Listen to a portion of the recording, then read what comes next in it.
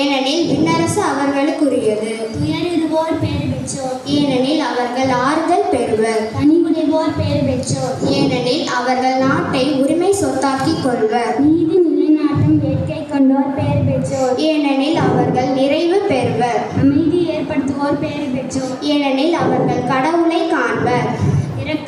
இரக்கத்தை முறைவோர் பேறு பெற்றோர், ஏனெனில் அவர்கள் இரக்கம் பெறுவர். தூய்மையான உள்ளத்தோர் பேறு பெற்றோர், ஏனெனில் அவர்கள் கடவுளின் மக்கள் என அழைக்கப்படுவர். நீதியின் பொருட்டு துன்புறுத்தப்படுவோர் பேறு பெற்றோர், ஏனெனில் விண்ணரசு அவர்களுக்குரியது.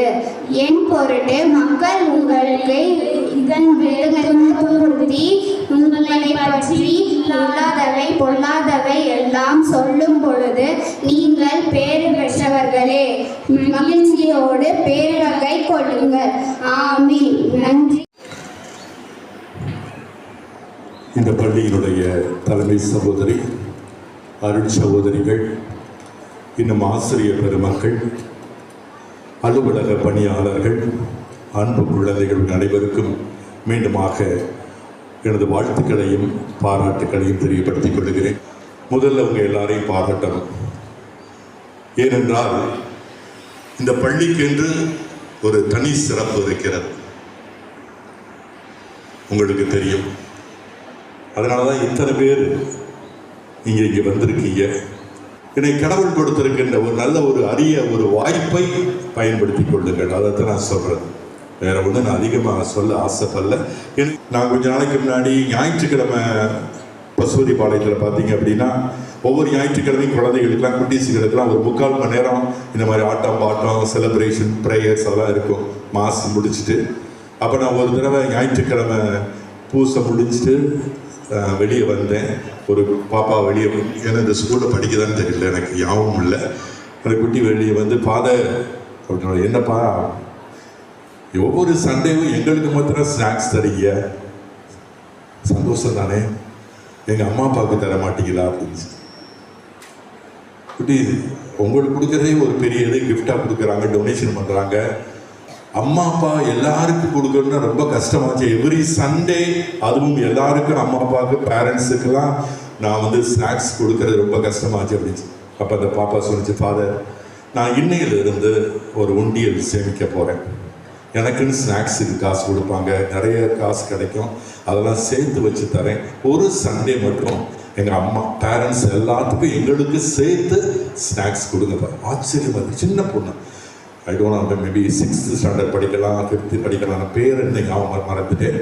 அந்த குழந்தை என்கிட்ட கேட்டது இதுதான், ஃபாதர் நான் எனக்கு கொடுக்குற அந்த உண்டியலை இன்னையிலிருந்து நான் காசு சேமிச்சு நெக்ஸ்ட் இயர் உங்கள் கையில் கொடுக்குறேன். கண்டிப்பாக அந்த பாப்பா சேமித்து கொண்டு இருக்குன்னு நினைக்கிறேன்.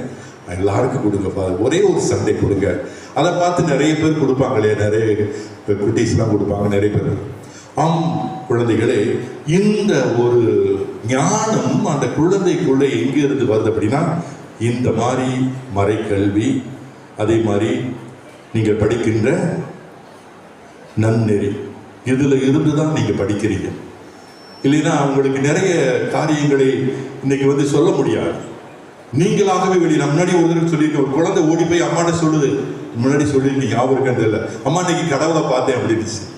ஞாபகம் இருக்காது இல்லை, அம்மா நான் இன்னைக்கு கடவுளை பார்த்தேன், கடவுள் என்னை பார்த்து சிரிச்சாருமா அப்படிங்குது. ஒரு குட்டி குழந்தை, அம்மா நல்லா தானே போச்சு பாப்பா ஸ்கூலுக்கு, இப்ப என்ன ஆச்சு, கடவுளை பார்த்தேன் அப்படின்னு, கடவுள் என்னை பார்த்து சிரிச்சார் அப்படிங்குது. இந்த குழந்தைக்கு ஐயோ என் பாப்பாவுக்கு என்னமோ ஆயிடுச்சு, போய் மந்திரிக்கன் மாற்ற இருக்கு அப்படின்னு சொல்லிட்டு புலம்பிட்டு இருக்காங்க.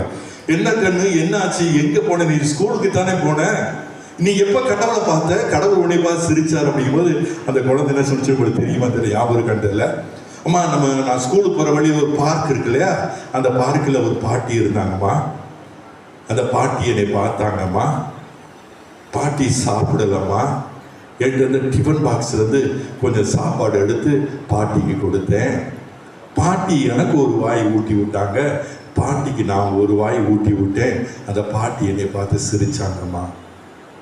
கடவுள் தானம்மா, கடவுள் தானே, கடவுள் என்னை டைரக்டா பார்த்து சிரிக்க மாட்டார், கடவுள் என்னை டைரக்டா பார்க்க மாட்டார். யாரா பார்த்துருக்கீங்களா கடவுளை? No chance. கடவுளை பார்த்து சிரிச்சிருக்கீங்களா? உன் பக்கத்தில் இருக்க ஃப்ரெண்டை பார்த்து நீ சிரிச்சிருப்ப. கடவுளை பார்த்து நீ சிரிச்சிருக்கியா? கடவுள் உன்னை பார்த்து என்னைக்கா சிரிச்சிருக்கிறாரா? ஆனா அந்த பாப்பா சொல்லுது, கடவுளை நான் பார்த்தேன், கடவுள் என்னை பார்த்து சிரிச்சாரு, நானும் கடவுளை பார்த்து சிரிச்சேன் அப்படிங்குது. அதுதான் நீங்க படிக்கிற நன்னெறி மறைக்கல்வி. இது உள்ளுக்குள்ள இருந்து வரணும் குட்டீஸ், உங்களுக்குள்ள இருந்து ஊற்றெடுக்கணும்.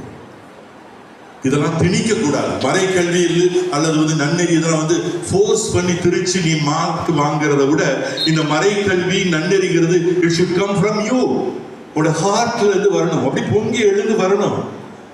இதெல்லாம் அம்மா அப்பா கூப்பிட்டு அதெல்லாம் கூப்பிட்டு கிடையாது, நீயா பார்த்து நீயா கத்துக்கணும். இதெல்லாம் லைஃப்.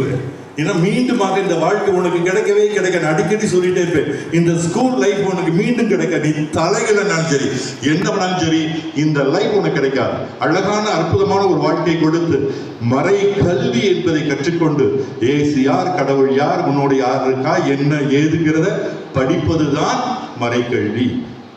அதேபடி ஒழுக்கம் நிறைந்த மாணவிகளாக இருக்கணும் அப்படிங்கிறதுதான் நன்னெறி. எனவே சின்ன சின்ன விஷயங்களை நீங்க இப்போதே பழகிக்குங்க.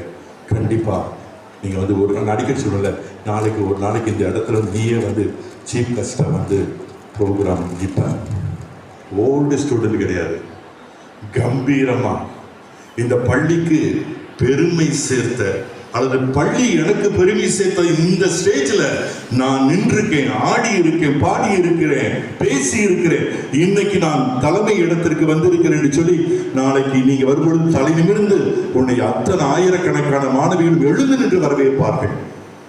அதற்கு வேண்டும் என்றால் அந்த அடியை எடுத்து வைக்கணும் அப்படின்னா ஒழுக்க வேண்டும். அந்த ஒழுக்கத்தை கற்றுக்கொள், கண்டிப்பா உன்னை ஆசீர்வதிப்பார். தேங்க்யூ. God bless you.